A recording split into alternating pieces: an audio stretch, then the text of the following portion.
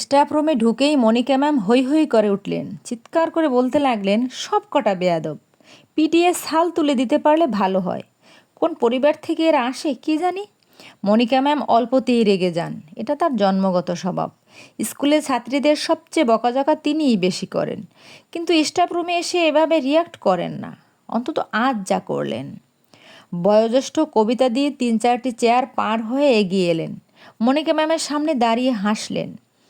শেষে ব্যঙ্গ করে বললেন, তোর চিৎকারের স্বভাব গেল না, আগে ক্লাসরুমে করতি, এখন শুরু করলি এখানে।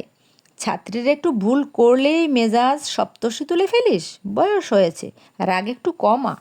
মনিকা ম্যাম হাতের সাদা রুমালে কপালের বিন্দু বিন্দু ঘাম মুছছেন আর বলছেন, কি সাহস ভাবুন আপনি, ক্লাস 5-এ পড়ে বইয়ের লেখা দেখিয়ে বলছি ভুল, কত বড় পণ্ডিত হয়েছে ভাবুন। মনে হচ্ছিল চড়িয়ে গালটা ফাটিয়ে দিই। কবিতা ম্যাম আরেকবার নতুন করে হাসলেন, হাসতে হাসতে বললেন, বইয়ের লেখা ভুল বলছে, বলো কি আশ্চর্য, কে? আর বলবেন না, 5-এ পড়ে, শেষ বেঞ্চে বসে, অদ্রিজা। ও তো পড়াশোনায় ভালো, আশ্চর্য, কি ভুল বলছে? মনিকা ম্যাম বিরক্ত হলেন, চেয়ার টেনে বসতে বসতে বললেন, আর বলবেন না, জিকে ক্লাস ছিল, পড়াচ্ছিলাম পৃথিবীর সবথেকে বুদ্ধিমান প্রাণী হলো মানুষ। এটা শুনেই অদ্রিজা হাত তুলে বই নিয়ে এসে বলল, ম্যাডাম, সবচেয়ে বুদ্ধিমান প্রাণী মানুষ না, চড়ুই পাখি। বইতে মানুষ লিখে ভুল করেছে, কখনোই মানুষ হবে না। বিরক্ত লাগে না বলুন? কত বড় বেয়াদব মেয়ে, বইতে লেখা আছে দেখছে, তবুও বলছে ভুল লেখা। কি করতে ইচ্ছা করে? দিয়েছি গেলে ঠাস করে একটা। বিপাশা ম্যাম এতক্ষণ চুপ করে বসে ঝিমোচ্ছিলেন, হঠাৎ জেগে ওঠে ফিসফিস করে বললেন, বাবা মার সারাসারি হয়ে গেছে সেই মেয়েটা তো দিদার কাছে থাকে। আরে বাজারের পেছনে চিনিস না? আরে ওই যে বাচ্চা মেয়েটাকে ফেলে বাবা মা দুজনই পালিয়েছে। বিপাশা ম্যামের কথায় মনিকা ম্যাম তেমন উৎসাহ দেখালো না, অর্থাৎ এই ঘটনাটা তিনি আগেই জানেন। কবিতা ম্যাম সম্ভবত জানতেন না, তিনি চোখ বড় বড় করে বললেন, বলিস কি, জানতাম না তো। বিপাশা উৎসাহ পেয়ে ঝড়ের গতিতে বলল, শুনেছি ওর বাবা অন্য একটা বউ নিয়ে পালিয়েছে, পরে মাটাও গেছে, একেবারে বাজে পরিবার, বাচ্চাটার কথা কেউ ভাবলো না।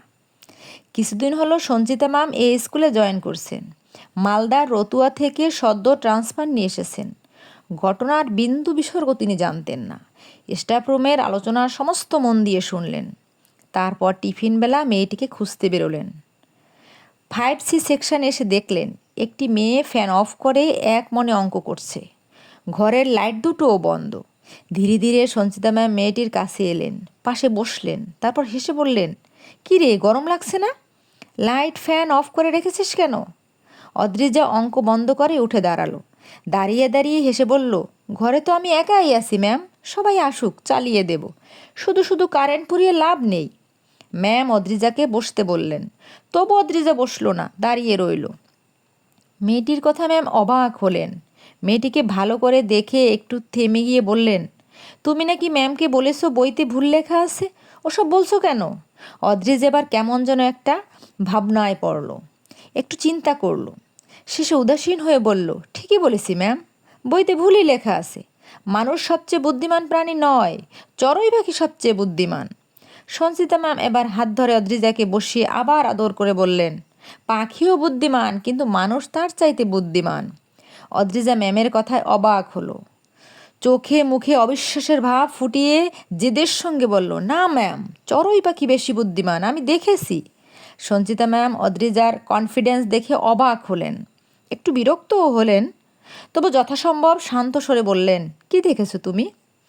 অদ্রিজ এবার উৎসাহ নিয়ে চোখ গোল গোল করে হাত নেড়ে বলল, আমাদের বাসার ঝুপড়িতে চড়ুই পাখি বাসা বেঁধেছে, ছোট ছোট ছানা হয়েছে, ছানা দুটো চোখে দেখতে পায় না, শুধু সারাদিন হাঁ করে থাকে।